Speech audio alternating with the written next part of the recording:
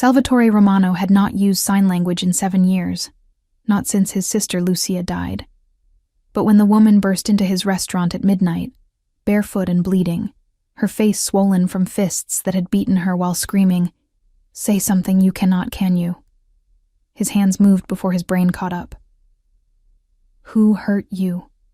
he whispered, and signed simultaneously.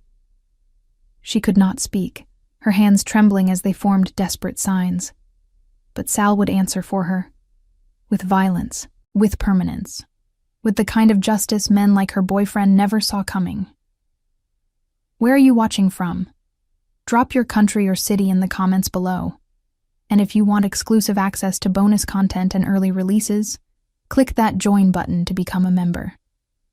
The night had been quiet until she arrived. Sal's restaurant, a legitimate front for less legitimate business, had closed 2 hours ago.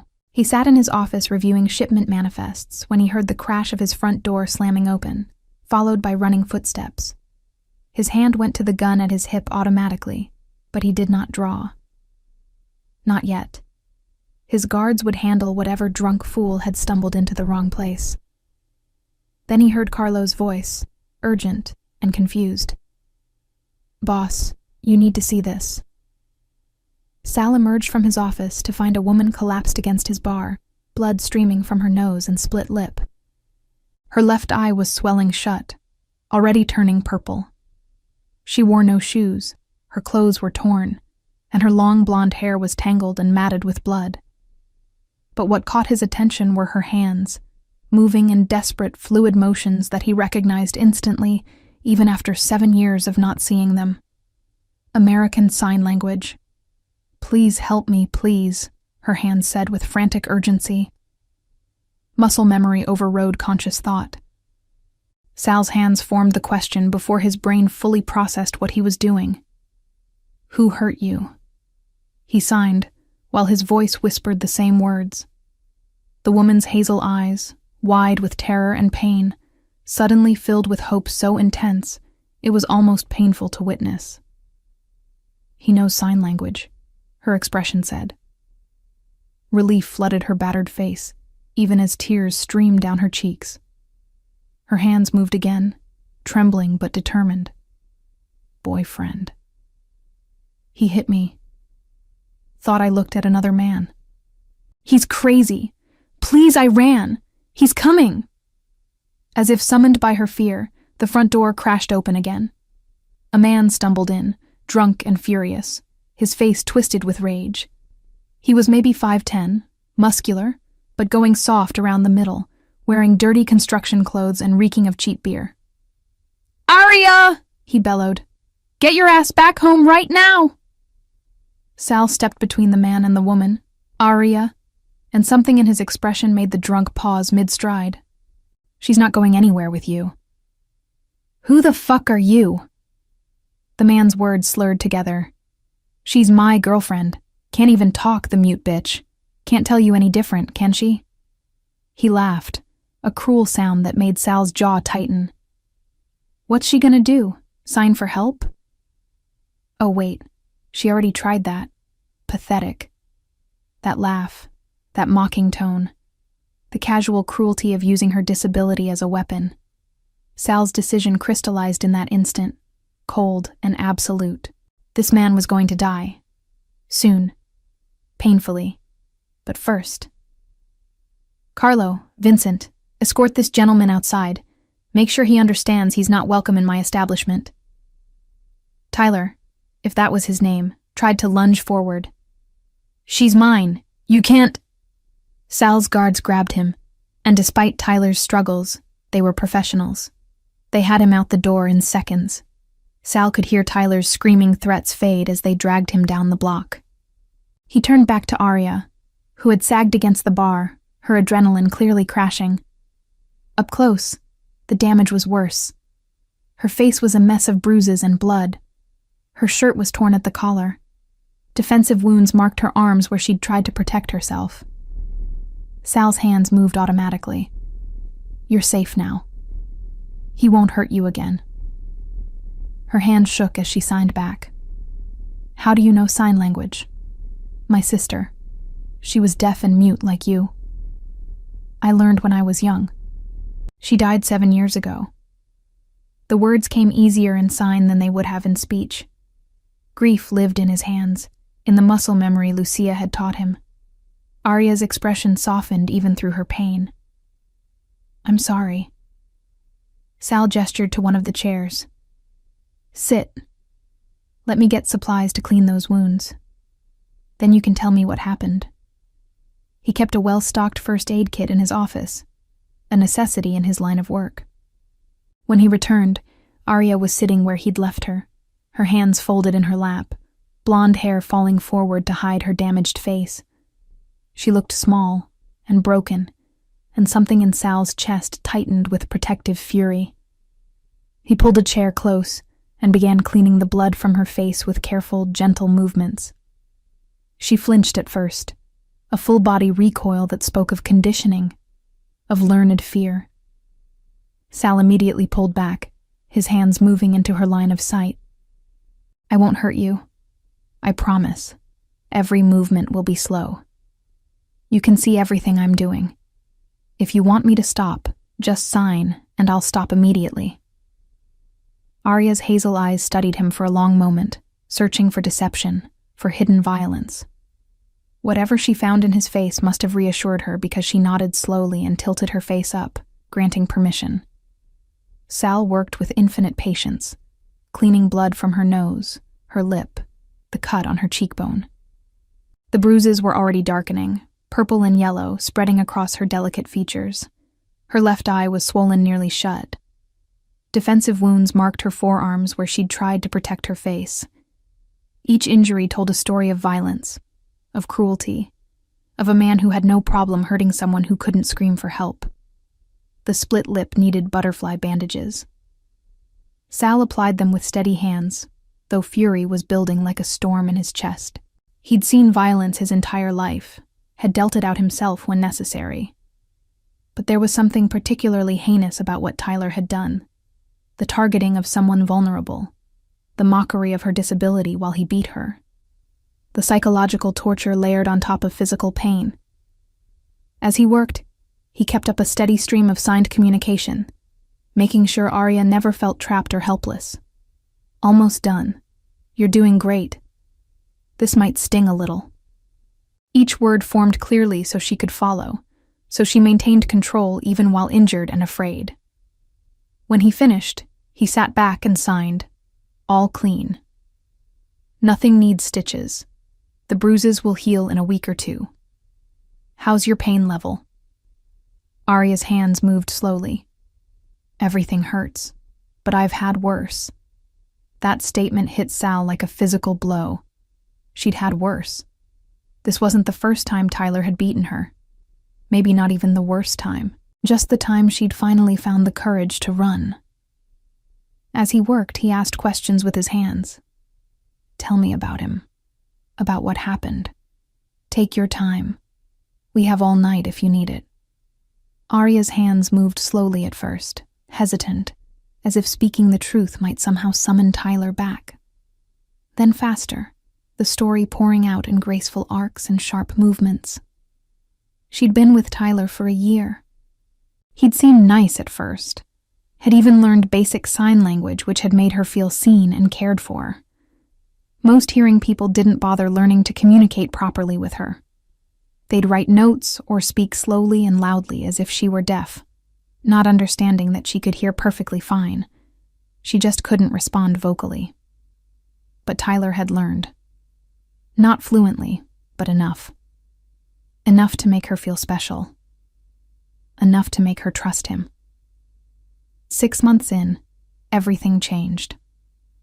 He'd started getting jealous, accusing her of looking at other men, of flirting, of wanting to leave him. She'd tried to explain that she was just being polite, just living her life. But Tyler didn't listen. He'd started checking her phone, demanding to know where she was every moment, isolating her from friends who he said didn't really care about her. The first time he hit her was 9 months ago. A slap, hard enough to leave her ear ringing. He'd cried afterward, apologized profusely, sworn it would never happen again. Bought her flowers. Been sweet for 2 whole weeks. Arya had wanted to believe him. Wanted to believe it was a one-time mistake. But it happened again. And again. Each time with more violence, more cruelty. He'd learned that hitting her face left visible marks, so he'd start hitting her body instead. Ribs, stomach, thighs. Places she could hide with long sleeves and pants. Places that hurt just as much but didn't raise questions at work. Tonight had been different. Tonight she'd come home from her job at the Brooklyn Public Library, and Tyler had been drinking heavily. He'd been stewing all day about something he'd seen that morning. She'd smiled at a man who held the door for her at a coffee shop. And in Tyler's paranoid, possessive mind, that smile had meant she was cheating on him, leaving him, disrespecting him. When she got home, he'd started yelling immediately. She'd tried to sign that nothing happened, that she was just being polite, that she loved only him. But he'd grabbed her wrists, preventing her from signing, taking away her only voice. He'd shaken her hard enough to make her teeth rattle. Then he'd started hitting her, and while his fists connected with her face, breaking through her defenses, he'd screamed the words that had broken something fundamental inside her. Her hands trembled violently as she spelled it out word by word. He said, "What? Not gonna say anything? Come on, talk back. Oh wait, you can't. Say something. Say you're sorry. That's right, mute bitch. Can't even defend yourself. Tell me to stop. Oh right, you can't do that either because you're fucking broken. Defective. Who else would want someone who can't even talk? You're lucky I stay. Lucky I put up with you. Now shut up and take what you deserve." She'd managed to break free when he'd paused to take a drink. Had run barefoot out of their apartment and down the street, not knowing where she was going, just knowing she had to get away. She'd run 3 blocks, her feet bleeding on the concrete, her face streaming blood, until she'd seen lights. Sal's restaurant, the first safe place she'd found. She'd had no plan beyond escape, no idea if anyone would help her, no way to call for help since screaming was impossible. She couldn't yell for assistance, couldn't call 911 while running. Her phone was back at the apartment. All she'd had were her hands and her desperation, and the hope that someone, anyone, would see her terror and respond with kindness instead of cruelty. Sal finished cleaning her wounds, his movements deliberate and controlled even as rage built like a storm in his chest. The physical violence was bad enough, the bruises and blood and broken skin. But the psychological cruelty, the weaponization of her disability, the deliberate mockery of something she couldn't control, that was unforgivable. He signed with intensity, making sure she saw every gesture, every word. He was wrong. About everything. You're not weak because you can't speak. You're not broken or defective. Your hands are your voice, and they're beautiful. Strong. Eloquent in ways most voices never achieve. What he did to you, the violence, the cruelty, the mockery, none of that was your fault. None of it was deserved. He's the broken one, not you. He's the one who's defective. A real man doesn't need to hurt someone to feel powerful. A real man doesn't mock disabilities. He protects. He cherishes. He lifts up instead of tears down. Arya's eyes filled with tears that spilled over and tracked through the remaining blood on her cheeks. She signed back slowly, as if testing the words, seeing if they could be true. Nobody ever said that before. Everyone sees me as damaged. Less than. Incomplete because I can't speak. Tyler said no one else would want someone who can't talk. That I was lucky he stayed even though I'm such a burden. That my parents probably died early to escape having a mute daughter. That I should be grateful anyone puts up with me at all. Sal caught her hands gently, stopping the self-deprecating words, the poison Tyler had poured into her mind for a year. He signed with absolute certainty. He's wrong. Completely, utterly wrong. Any man would be lucky to have you. Your voice isn't less valid because it's silent.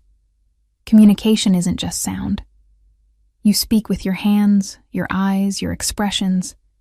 You're eloquent in ways that go beyond words.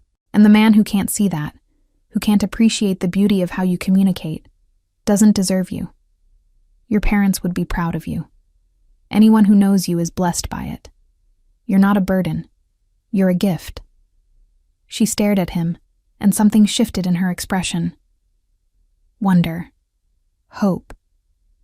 The beginning of belief that maybe, just maybe, Tyler had been lying. That maybe she wasn't fundamentally broken after all. Maybe her silence was just different, not less. Thank you, she signed, and the gratitude in her movements was profound. Thank you for seeing me, for helping me, for understanding in ways no one else ever has. Where will you go tonight? Sal asked, though he already knew the answer, already knew what he was going to offer. Do you have family? Friends who can take you in? Arya shook her head, the movement causing her to wince from her injuries. Parents died when I was 19. Car accident, no siblings. I was an only child. As for friends, Tyler isolated me from all of them over the past 6 months. Said they didn't understand us, didn't know how to communicate with me properly, didn't really care about me. Made me feel like spending time with them was a betrayal of our relationship. She laughed bitterly, the sound strange because she could make sounds, just not words. Now I know he just wanted me alone. Easier to control someone who has no support system. No one to tell her that what's happening isn't normal, isn't okay. I have coworkers at the library, but none I'm close enough with to show up at their door bleeding at midnight. Then you'll stay here, Sal signed with finality. I have an apartment above the restaurant. It's empty, secure, and yours for as long as you need it. You'll be safe there. Tomorrow we'll figure out next steps. Restraining order, police report, whatever you need legally. Tonight, you rest and heal. I can't ask you to do that. We're strangers. You don't owe me anything. You're not asking. I'm offering. And you're right. I don't owe you anything. I'm doing this because it's the right thing to do. Because I know what it's like to lose someone who communicated differently than the hearing world expected. My sister Lucia taught me that there are many ways to have a voice, and all of them are valid. She taught me to see beyond sound to the meaning underneath. And she'd want me to help you. So let me. Please. The apartment above the restaurant was spacious, well-furnished, and secure. Sal had bought the building 5 years ago and kept the top floor for nights when he worked too late to drive home to his house in Bay Ridge. He showed Arya the bedroom, the bathroom with fresh towels, the kitchen stocked with basics. Everything is yours. Lock the door if it makes you feel safer. I'll be downstairs in my office if you need anything. His hands formed the words with careful precision. You're safe here, Arya. I promise. Why are you helping me? We're strangers. Sal was quiet for a moment, considering his answer. Because I know what it's like to lose someone who couldn't hear the world the way others do. My sister Lucia was deaf and mute from birth. I spent 15 years learning to communicate with her, learning that words aren't the only language, that silence can be full of meaning. She died when she was 16, rare heart condition. And I haven't used sign language since because it hurt too much. His hands stilled. But you remind me that some pain is worth carrying. Some languages are worth speaking even when it hurts. Arya's tears fell freely now. She crossed the distance between them and wrapped her arms around him in a hug that was part gratitude, part shared grief, part desperate need for human kindness. Sal stood very still, then carefully returned the embrace, mindful of her injuries. Thank you, her hand said when she finally pulled back. For seeing me, for helping me, for understanding. Get some rest. We'll talk more in the morning. Sal left her there and returned to his office, where he made a phone call to Vincent, his most trusted man. I need information on someone. Tyler Costa. The drunk asshole you and Carlo threw out earlier. Everything about him.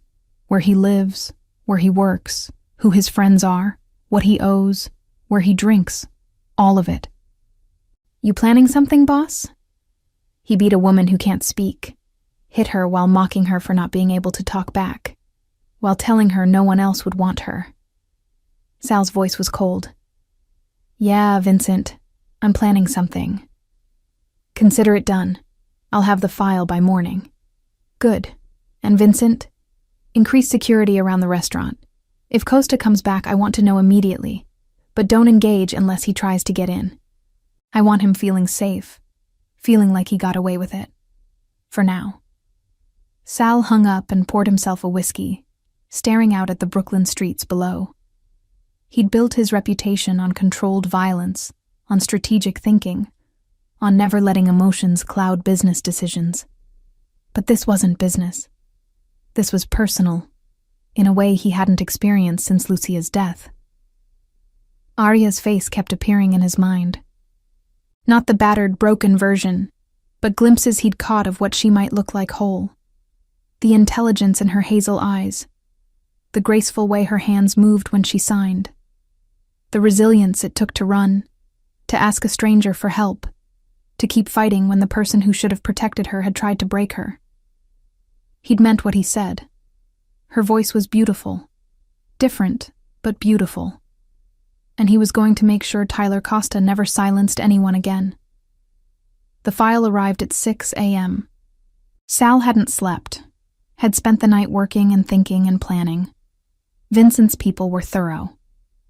Tyler Costa, 30 years old, construction worker when he actually showed up for shifts, which wasn't often. History of bar fights, drunk and disorderlies, one assault charge that got dropped when the victim refused to testify.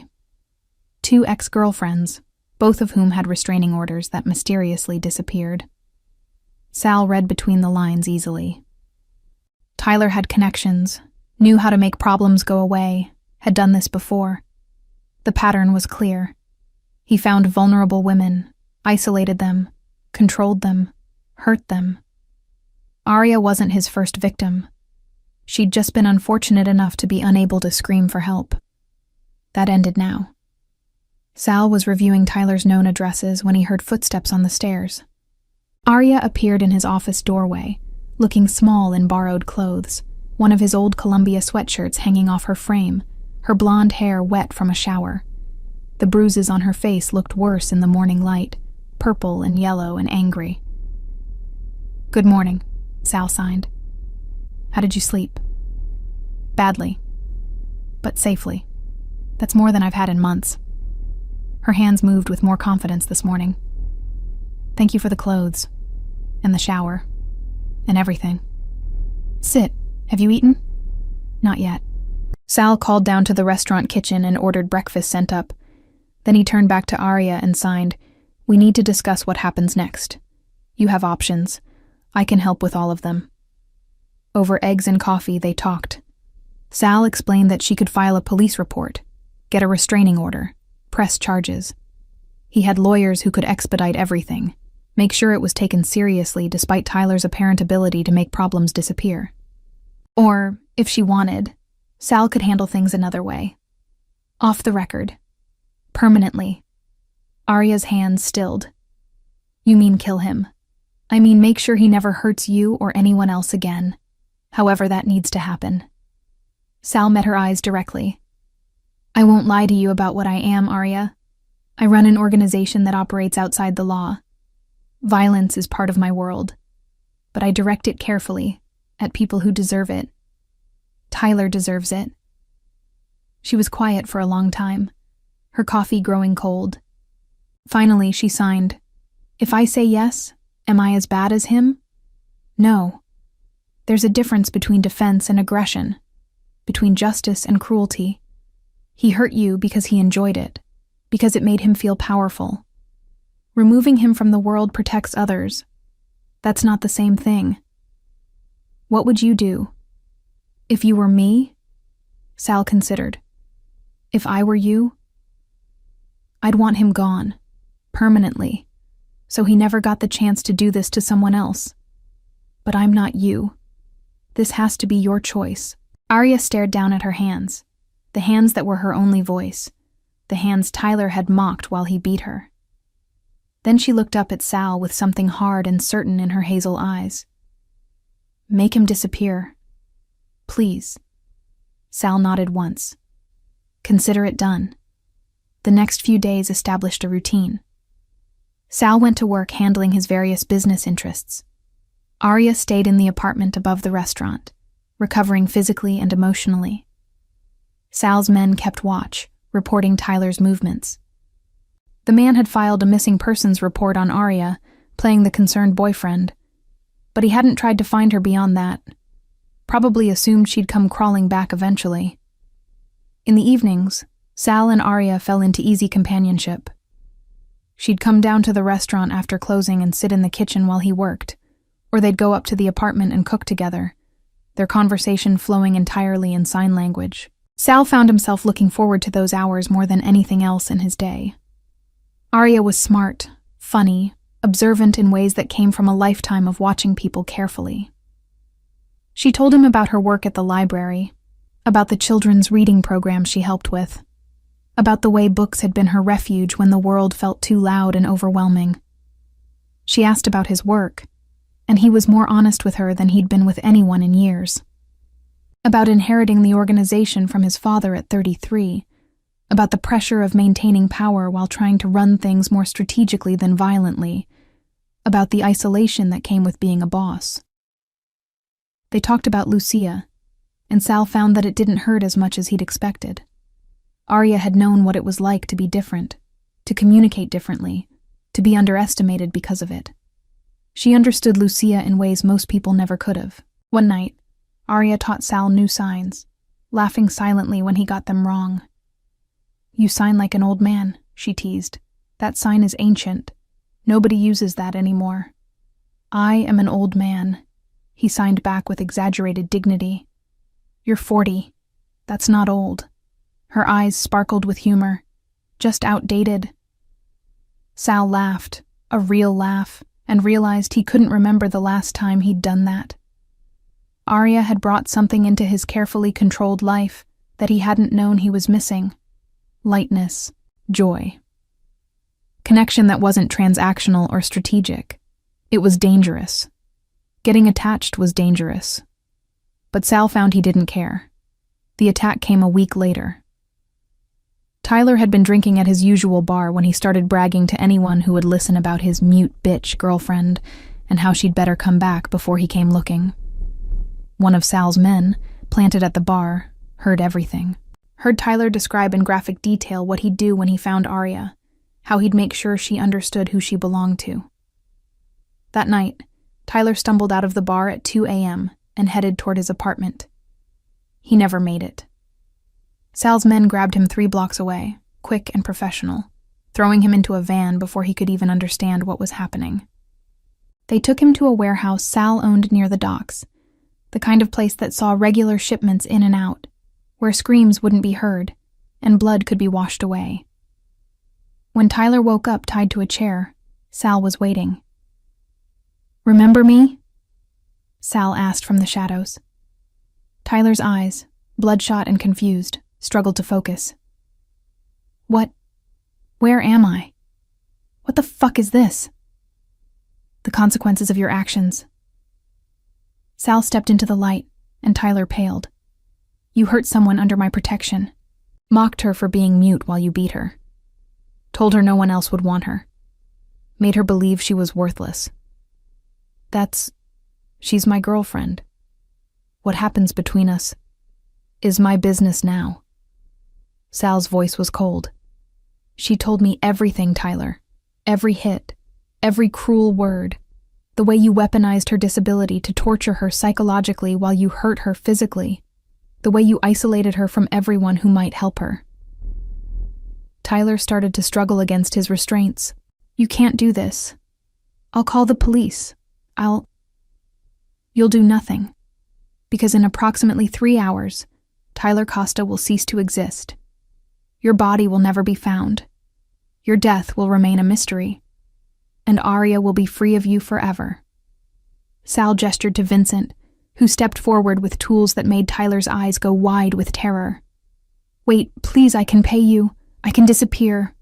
I'll never go near her again, please. You're right. You'll never go near her again. Sal turned away. Make it hurt, Vincent, but don't let him make too much noise. We have neighbors. Sal left the warehouse and drove back to the restaurant. He didn't need to supervise. Vincent knew what to do.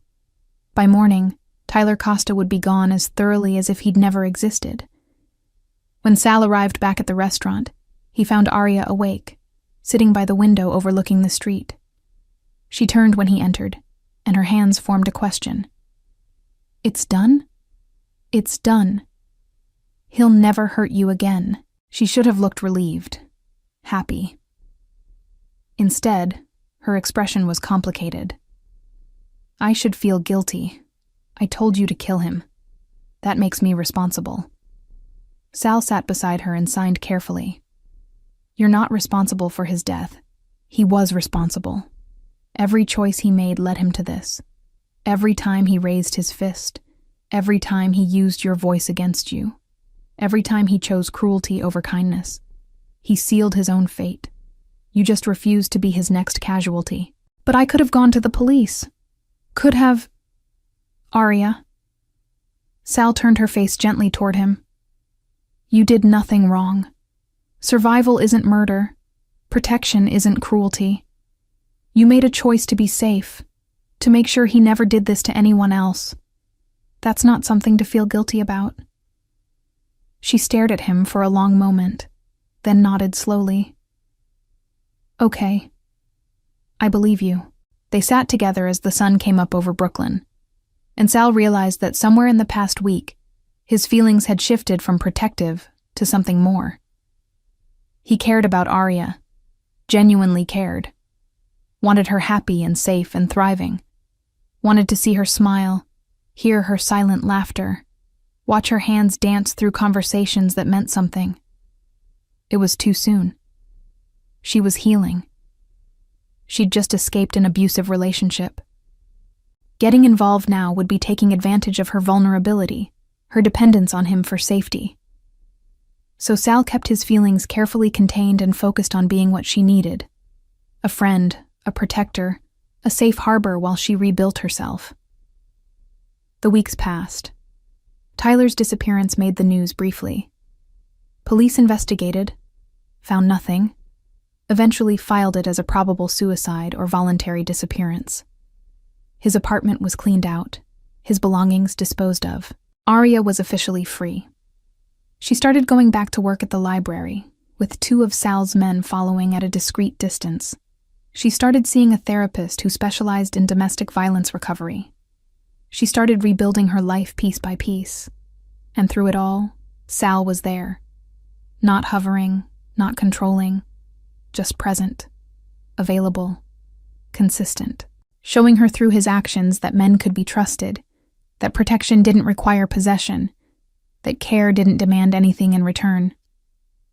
They still had dinner together most nights, still communicated in the flowing poetry of sign language. But now those dinners often stretched into late-night conversations, into watching movies together on Sal's couch, into comfortable silences that didn't need filling. Sal taught Arya about his world, about the business he ran, about the fine line between criminal and just.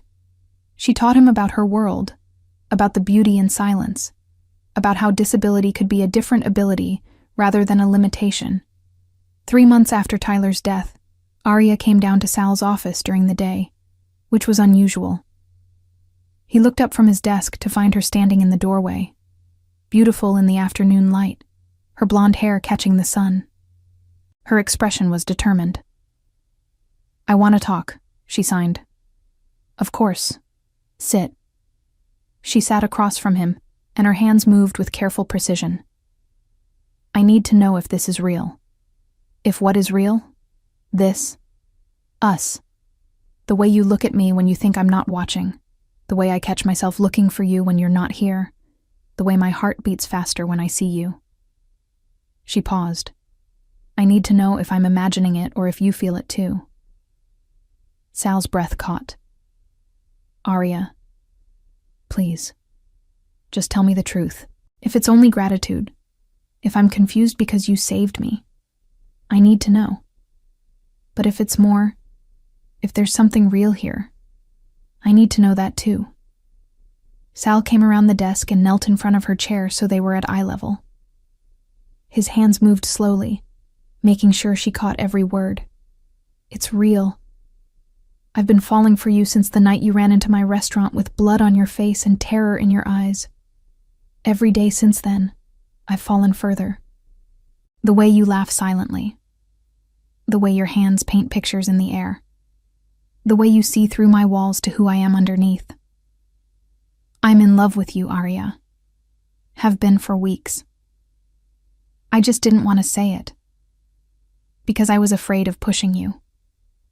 Of taking advantage of your vulnerability. Arya's eyes filled with tears, but she was smiling. I'm not vulnerable anymore. Or maybe I am, but in a different way. I'm vulnerable to you. To the way you make me feel seen and valued and beautiful. To the way you learned my language because it mattered to you. To the way you've been patient and kind and exactly what I needed. She reached out and cupped his face. I love you too, Sal. And I want to see where this goes. If you want that too. I want that. More than I've wanted anything in a long time. But we take it slow. We do this right. I'm going to court you properly, Arya Bennett. Dates, romance, all of it. She laughed, the breathy sound he'd come to adore. I'd like that. Sal stood and pulled her up with him, then signed something he'd been practicing. May I kiss you? Arya nodded, her eyes sparkling. Yes, please. He kissed her softly, carefully, mindful that this was precious and new and deserved to be treated with reverence. Arya kissed him back, her hands fisting in his shirt, pulling him closer. When they finally broke apart, both breathing hard, Sal signed, I've wanted to do that for months. Me too, she signed back. Let's not wait that long for the next one. They didn't. They kissed again, deeper this time. Weeks of tension and want, and careful distance finally breaking. Sal lifted her, and her legs wrapped around his waist as he carried her toward the apartment upstairs. They made it as far as the couch before stopping to kiss again, then stumbled toward the bedroom, leaving a trail of shoes and clothes. In his bed, with afternoon light streaming through the windows and Brooklyn spread out below them, Sal made love to Arya with all the patience and care he possessed. He signed to her throughout, telling her she was beautiful, perfect, his. She responded with her hands and her body, showing him without words how much she wanted this, wanted him. When they came together, moving in perfect rhythm, it felt like more than physical pleasure. It felt like communication in its purest form, like two people speaking the same language finally, completely. Afterward, tangled in his sheets with her head on his chest, Arya's hands moved against his skin. That was amazing. You're amazing, he signed back. I love you. I love you too. She traced patterns on his ribs. Thank you for being patient, for letting me heal before pushing for this. Thank you for trusting me, for giving me a chance. They stayed in bed for hours, talking and touching and learning each other in new ways. Sal discovered that Arya could make sounds, small gasps and moans that drove him crazy precisely because she chose to share them with him. Arya discovered that Sal was tender and private in ways his public persona never showed, that his hands could be as gentle as they were deadly. As the sun set and bathed the room in golden light, Arya signed, I never thought I'd have this. Love without fear, desire without pressure. A man who sees my silence as part of me, not a flaw to overcome. Your silence is beautiful. You are beautiful. Every part of you. Sal kissed her forehead. And I plan to spend a very long time showing you exactly how beautiful. The months that followed were the happiest of Sal's life. He'd never expected to fall in love again, had resigned himself to a life of power and loneliness and controlled violence. But Arya had changed everything. She moved into his house in Bay Ridge officially, turning his sterile bachelor space into an actual home. They communicated constantly in sign language, which meant every conversation was visual, intentional, full of eye contact and presence. Sal found he preferred it to spoken words. There was an intimacy in sign language that voice couldn't match. They went on proper dates. Sal took her to quiet restaurants where they could sign without being interrupted, to art galleries where she could appreciate visual beauty, to beaches where they walked hand in hand. He learned her favorite flowers, her preferred coffee order, the way she liked to be touched. She learned his schedule, his moods, the difference between when he needed space and when he needed closeness. Sal's organization accepted Arya without question. They'd all seen their boss transform from cold and distant to almost human, and they credited her for it. She was kind to his men, learned their names and faces, treated them with respect, even as she made it clear she knew exactly what they did. Arya's life blossomed too. Without Tyler's shadow hanging over her, she thrived. She got a promotion at the library, started teaching sign language classes on weekends, reconnected with old friends who Tyler had isolated her from. She was vibrant and confident, and exactly who she was always meant to be. 8 months after Tyler's death, on a cool spring evening, Sal took Arya to dinner at the restaurant where they'd met. He'd had the whole place cleared, just the two of them and candles, and the best food Brooklyn had to offer. Over wine and dessert, Sal reached across the table and took Arya's hands. His movements were deliberate, important. "There's something I need to ask you." Arya's eyes went wide. "Sal, let me finish." His hands continued. 8 months ago, you ran into my restaurant covered in blood, terrified and alone. You asked for help and I gave it. But what I got in return was so much more than I expected. You gave me purpose, joy, a reason to be more than just a man who operates in shadows. You taught me that communication goes beyond words, that love can grow in silence, that some of the most beautiful conversations happen without sound. He pulled out a small box and opened it, revealing a platinum ring with a sapphire center stone. "Marry me, Arya. Be my wife, my partner. Let me spend the rest of my life proving that I'm worthy of your trust, your love, your beautiful silence. Let me sign good morning to you every day for the next 50 years. Say yes." Arya was crying, her hands shaking as she signed back. "Yes, yes, of course yes. I love you so much." Sal slipped the ring on her finger, then came around the table to kiss her. The restaurant staff, waiting discreetly in the kitchen, erupted in applause they couldn't hear, but could feel through the floorboards. They were married 3 months later in a small ceremony at a botanical garden in Brooklyn. The ceremony was conducted in both spoken English and sign language, with an interpreter for guests who didn't sign. Arya wore a simple white dress and carried white roses. Sal wore a black suit and couldn't stop smiling. Their vows were entirely in sign language, their hands forming promises visible to everyone. Sal vowed to protect, cherish, and communicate with her always, to never take her voice for granted, to love her exactly as she was. Arya vowed to trust him, stand beside him, and show him daily that love transcends sound, to be his partner in everything, to love him fearlessly. When the officiant pronounced them married, Sal kissed his wife and signed against her lips, "I love you, Mrs. Romano." She signed back, "I love you too." The reception was a blend of cultures and languages.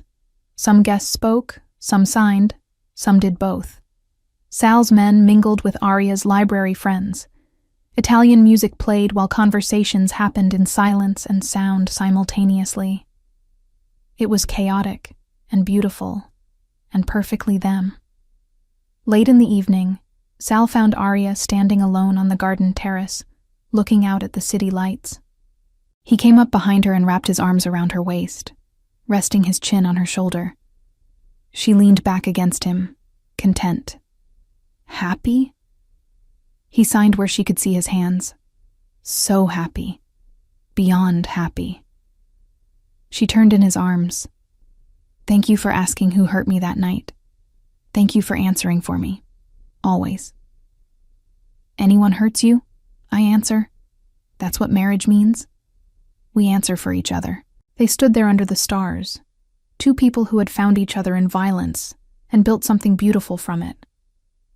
Arya had learned that her voice was powerful, even in silence. Sal had learned that love could grow in the spaces between words.